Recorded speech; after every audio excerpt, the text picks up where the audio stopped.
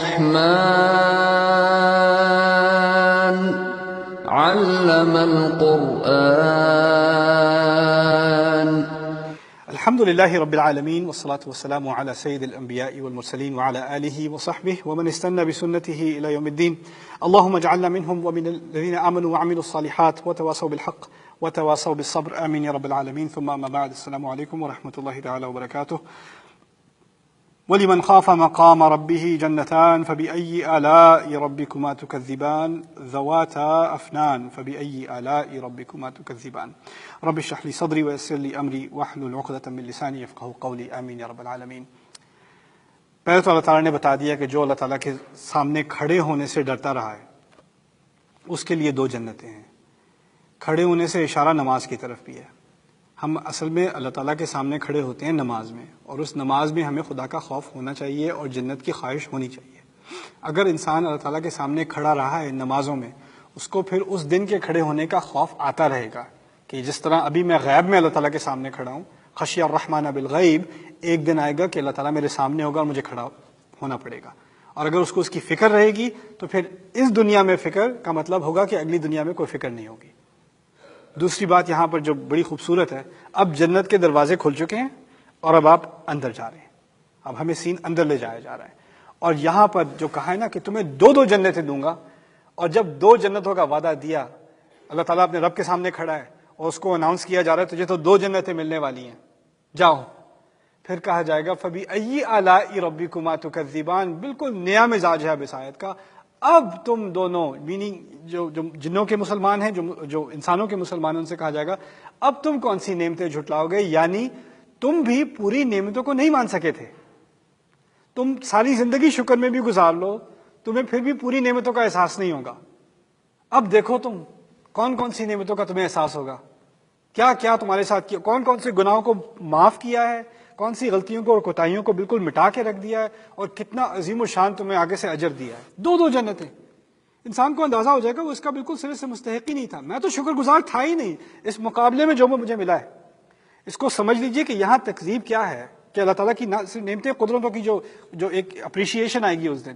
دیکھیے میں کسی سے کہتا ہوں کہ یہاں پہ کھدائی شروع کر دو، میں پیسے دوں گا.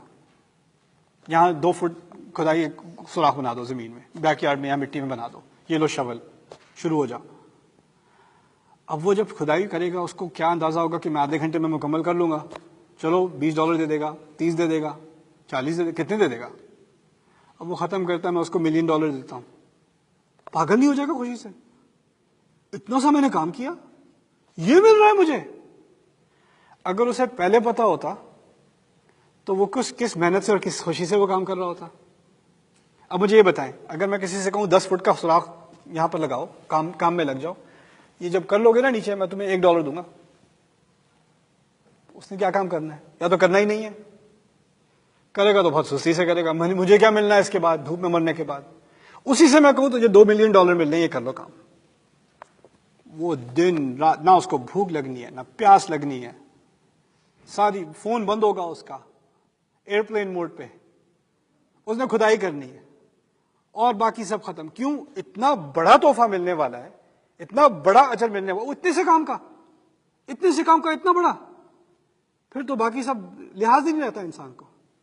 اس بات کو سمجھ لیں، جس نے جنت کا وعدہ سمجھ لیا نا، اس کو ایک بات سمجھ میں آ جائے گی، اتنے سے کام کرنے کو کہا ہے، اتنا بڑا تحفہ دیا آگے جا کے، اتنا بڑا اجر دیا ہے. ہمیں ہوتا یہ ہے، ہمیں اس اجر کے سائز کا اندازہ نہیں ہے. کیونکہ ہمیں اس کے سائز کا اندازہ نہیں ہے اور اس میں کانفیڈنس نہیں ہے، وہ ہماری محنت بھی سست پڑ جاتی ہے. اگر واقعی اندازہ ہوتا نا، سستی نہ پڑتی. کس چیز کی طرف جا رہا ہے انسان، کون سے تحفے کی طرف بھاگ رہا ہے، کون سے وعدے کی طرف بھاگ رہا ہے. یہ سب ایمانیات کی باتیں ہیں. جتنا آپ کے دل میں اللہ کے وعدے کا اعتماد ہوگا، اتنا ہی آپ کے اعمال میں فرق آنا شروع ہو جائے گا. آپ کے انتھوزیازم میں، آپ کی انرجی میں فرق آ جائے گا. نماز بدل جائے گی، آپ کی قرآن کی قرات بدل جائے گی، آپ کے اخلاق، بات کرنے کا طریقہ، صبر، سب آسان ہو جائے گا. ساری مشکلیں آسان ہو جائیں گی. جو چیز پہلے لگتی تھی میں کبھی کر ہی نہیں سکتی، وہ ایک دم سے انسان تیار ہو گیا کہ میں کر رہا ہوں. آپ اندازہ کریں، ابھی مجھے جنت نہیں ملی، آپ کو جنت نہیں ملی. میں مثال دے رہا ہوں آپ کو کوئی خط دیتا ہے، پتہ نہیں کوئی انکل تھا آپ کا، آپ کو پتہ نہیں تھا کوئی انکل ہے آپ کا، وہاں سے لیٹر آ گیا اٹرنی کا کہ اس کی ڈیتھ ہو گئی ہے، اس نے اپنی انہیریٹنس میں، اپنی ول میں اس نے آپ کو اکیلے آپ کو اس نے اپنا ایئر بنایا ہے، اور یہ مینشن ہے اور یہ پراپرٹی ہے نیو یارک سٹی میں، اور یہ بلڈنگ ہے، اس کا کرایہ ہے، اور یہ ایسٹس ہیں، یہ سائننگ پیپرز ہوں گے 30 دن کے بعد، ڈیٹ دے دی آپ کو، اس دن کے بعد آپ ملینئر ہیں۔ ابھی آپ کرائے کے ایک اسٹوڈیو میں 3 روم میٹس کے ساتھ رہ رہے ہیں، ابھی آپ ٹیکسی چلا رہے ہیں، ابھی آپ 3 دن پرانا پیزا کھا رہے ہیں، وہی حالات، آپ کے حالات ابھی 30 دن تک نہیں بدلنے، لیکن وہ 30 دن جو خوشی میں گزریں گے نا، روز وہ بندہ نکال کے کس چیز کو دیکھے گا؟ وہ خط کو، وہ تصویروں کو۔ 25 دن رہ گئے، اور وہ جو پہلے پیزا کھا کے روتا تھا نا کہ یہ کیا بکواس کھا رہا ہوں، دل ہی نہیں چاہ رہا، وہ اس کی زندگی میں کوئی چیز نہیں بدلی سوائے ایک وعدے کے، کچھ نہیں بدلا سوائے ایک وعدے کے، لیکن اتنا خوش کبھی آپ نے دیکھا ہی نہیں ہوگا۔ نہ اس کو گرمی کی شکایت، نہ کھانے کی شکایت، نہ مزدوری کی شکایت، نہ بھوک کی شکایت، نہ بیماری کی، کوئی شکایت نہیں، اور کوئی اس کو گالیاں دے دے، دھکا مار دے، زیادتی کر لے، کر لو جو کرنا ہے، کیا ہے، مجھے تو جو ملنے والا تمہیں نہیں پتا، جو مجھے پتا ہے نا وہ دیکھنا ذرا اس کے دماغ میں ہے، اب تو اس کو کوئی فکر ہے ہی نہیں۔ یہ اللہ کا وعدہ ہے، اس پر اگر ایمان پکا ہو جائے نا تو دنیا کی مشکلیں آسان ہو جاتی ہیں۔ یہ کیا چیز ہے اس کے مقابلے میں؟ جو مجھے ملنے والا ہے اس کے مقابلے میں یہ تو بہت چھوٹی سی قیمت ہے، یہ مصیبت تو کچھ بھی نہیں ہے، یہ تو میں کبھی بھی سننے کو تیار ہو جاؤں، وعدہ جو کیا ہوا ہے۔ یہ ایمان کا تحفہ کسی کو مل جائے نا، اداسی زندگی سے ختم ہو جاتی ہے، ڈپریشن ختم ہو جاتی ہے، امید صحیح جگہ پر لگ جاتی ہے، لوگوں سے امید ختم ہو جاتی ہے، پیسوں سے امید ختم ہو جاتی ہے، کام سے امید ختم ہو جائے، ان چیزوں غلط چیزوں میں ہم امید ڈال دیتے نا پوری، ٹھیک ہے وہ چیزیں اپنی جگہ بھی ایک نعمت ہیں، لیکن اس میں پورا انسان جب پورا اپنے آپ کو گرا دیتا ہے نا کہ اس کے بغیر تو میں خوش ہو ہی نہیں سکتا، وہ نہیں رہتا، پھر وہ کوئی مسئلہ نہیں ہوتا۔ تو یہاں پر اس وعدے کے بارے میں اب ہمیں جنت کی ایک سیر کرائی جا رہی ہے۔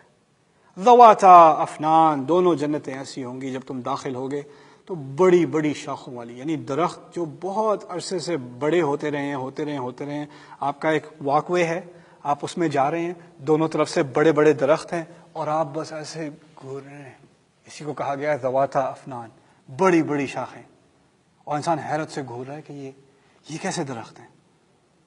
اور درخت سے ہوتا کیا ہے کہ آگے کا سین بلاک ہو جاتا ہے، جب تک آپ آگے نہیں پہنچتے نا نظر نہیں آئے گا کیا ہے آگے نا، کیونکہ درختوں کی جب گھنے زیادہ ہوتے ہیں تو ویو کم ہو جاتا ہے نا، تو ایک طرح سے ایک مسٹری سی بن گئی ہے، انسان بھی اب سوچ رہا آگے کیا ہوگا، آگے کیا ہوگا، آگے کیا ہوگا، تو اب وہ چلا جا رہا ہے۔ ذواتا افنان فبأي آلاء ربكما تكذبان فيهما عينان تجريان، اب کن نعمتوں کا انکار کرو گے؟ ان دونوں میں دیکھنا دو چشمے بہتے ہوئے، ابھی وہ واک وے سے آگے تھوڑا گئے، کیا ڈسکور کیا، کیا سامنے آیا؟ 2 چشمے بہ رہے ہیں، واٹر فالز، عینانی تجریان۔ کچھ لوگوں نے بائی دا وے 2 جنتوں کے بارے میں کہا ہے، یہاں 2 جنتوں کا ذکر اس لیے ہے کہ ایک جنت انسانوں کی اور ایک جنت جنوں کی، کیونکہ آپ جنت میں پہنچ گئے اور وہاں جن نظر آ گیا تو آپ کہیں گے میں غلط ایڈریس پہ تو نہیں آ گیا، تو امام آلوسی کہتے ہیں کہ 2 جنتوں کا ذکر اس لیے کہ 2 الگ الگ ہاؤسنگ سچویشن ہے، ہمیں کوئی پارک میں بیٹھے ہیں اور وہاں صاحب پہ جن نظر آ جائے تو پھر ہم کہیں یہ کیا ہو رہا ہے بھائی، کمپلینٹ فائل کرنی پڑے گی فرشتوں سے، تو ان کو اپنی جنت دی گئی ہے، ہمیں اپنی جنت دی گئی ہے۔ اس کی طرف اشارہ پہلے بھی کر دیا تھا، جس طرح تھا 2 بڑے بڑے سمندر بنائے، وہ ایک دوسرے کو کراس نہیں کرتے، یاد ہے نا، ٹھیک ہے، تو اسی طرح وہ دنیا، اس عالم میں بھی 2 جنتیں، ان کی الگ اور ان کی الگ، اس بات پہ بھی میرا دل ٹھکتا ہے کہ اس بات میں کچھ وزن ہے اس آیت کی تاویل میں۔ خیر، تو اب اندازہ کیجئے یہ ایک ایسی قوم سے بات ہو رہی ہے جو صحرا میں رہتی ہے، اور اس کو یہ جسے کہتے ہیں نا اردو میں سنہرے خواب دکھائے جا رہے ہیں، درخت اتنے بڑے بڑے، آگے سے چشمے پانی کے، آپ جب جاتے ہیں لوگ کتنے پیسے خرچ کرتے ہیں ویکیشن پہ جانے کے لیے۔ کسی اورینٹلسٹ نے لکھا تھا، نودیکی نے لکھا تھا اس کے بارے میں، قرآن کے بارے میں، یہ قرآن وہ ان پڑھ جاہل صحرا میں تپنے والے عربوں کے لیے آیا تھا، تو ان کو کس چیز سے لالچ دی ہے کہ تمہیں باغ ملیں گے اور پھل ملیں گے اور پانی ملے گا، تو وہ اسی سے خوش ہو گئے، یہ تو ان لوگوں کے جو بیکورڈ لوگ ہوتے ہیں نا، ان کے خوش کرنے کی چیزیں ہیں، سوفسٹیکیٹڈ لوگوں کے خوش کرنے کی چیزیں نہیں ہیں. میں کہتا ہوں، میں نیو یارک سٹی میں نے کام کیا ہے کارپوریٹ میں. وہاں پہ اگر آپ CEO کے آفس میں جائیں 50ویں فلور پہ، اس نے وہاں آرٹیفیشل واٹر فال لگایا ہوا ہے. وہ ویکیشن پہ جاتا ہے تو ہوائی جاتا ہے پانی میں، درختوں میں. کیوں جا رہا ہے وہاں؟ کیوں جا رہا ہے؟ کہیں اور کیوں نہیں جاتا؟ دنیا کی سب سے مہنگی ریزورٹس، کیا ڈسکرپشن ہوتی ہے ان کی؟ کیا اگر آپ تصویر دیکھتے ہیں دنیا کی سب سے ایکسپینسو ریزورٹس میں، پانی ہوگا، درخت ہوں گے، خاص کر کھجور کے یا پام ٹریز ہوں گے، خاص کر یہی ہوگا نا. اور مزے مزے کے ڈرنکس ہوں گے. اشتہار میں بھی دکھائیں گے کوئی درخت کی چھاؤں میں لیٹا ہوا ہے اور آ کے اس کو ڈرنک دیا جا رہا ہے. یہی دکھاتے ہیں نا. ہزاروں سال پہلے یہی تو کہا اللہ تعالیٰ نے. کیا نہیں چیز کہی ہے؟ یہ انسان کی فطرت میں ہے. یہ جنت کی خواہش، چلتے پانی کو دیکھنا، اس سے جو راحت انسان کو ملتی ہے، سکون ملتا ہے، بیٹھا ہو، لیٹا ہو، درختوں کی چھاؤں ہو، پھل ہو، نوکر چاکر ہو، سروس ہو رہی ہو، اور کیا چاہیے بھائی؟ مزے. تو یہاں پر جو بات کی گئی ہے وہ انسان کی فطرت میں، صرف اربوں کے لیے نہیں، انسان کی فطرت میں ہے. تو کہا ہے اب آگے تھوڑا آگے نکلے تو واٹر فال آ گیا. اب واٹر فال پہ اگر آپ کہیں پارک میں جاتے ہیں، ہم تو ساری چھٹیاں ہماری ایک ہی دنوں پہ ہوتی ہیں تو سارے پارک پہنچ جاتے ہیں، اور پھر جو اچھے اسپاٹ ہوتے ہیں وہاں سارے بھرے ہوتے ہیں، اور جب وہ فارغ ہو جاتے ہیں وہاں کوڑا رہ جاتا ہے.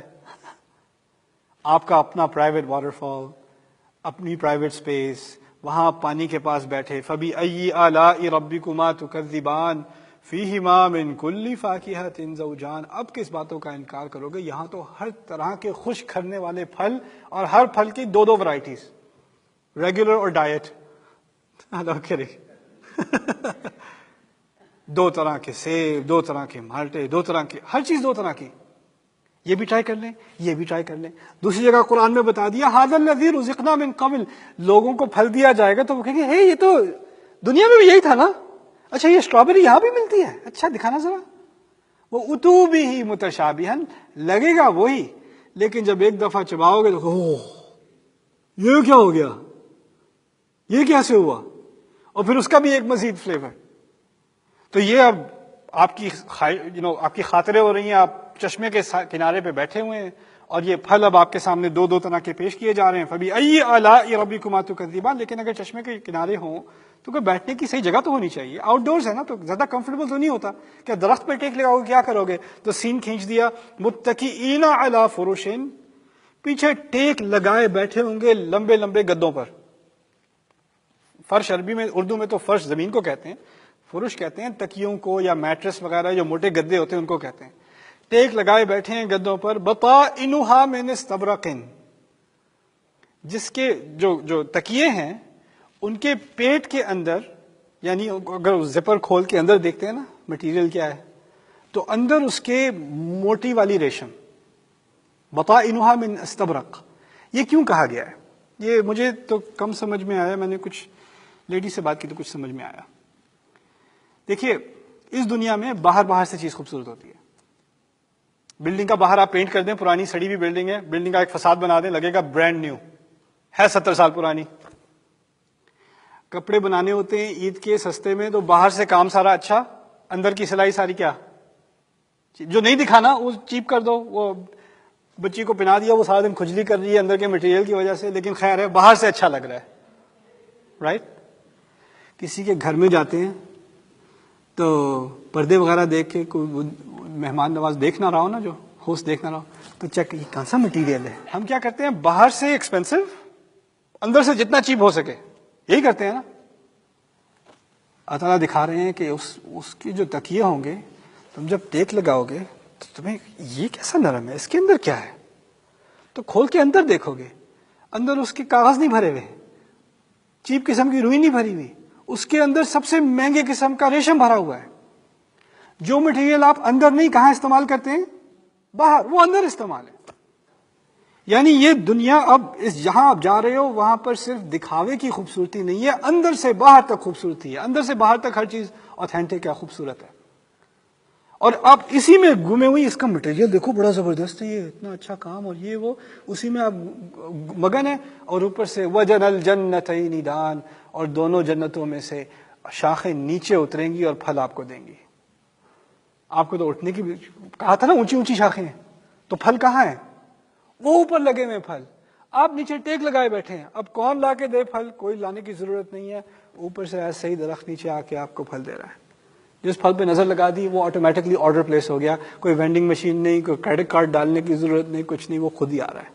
وجن الجنتین دان، اور جیسے ہی ہاتھ میں پھل آئے گا پھر کہو گے فبأی آلاء ربکما تکذبان، اب کس نعمت کا انکار ہے بتاؤ.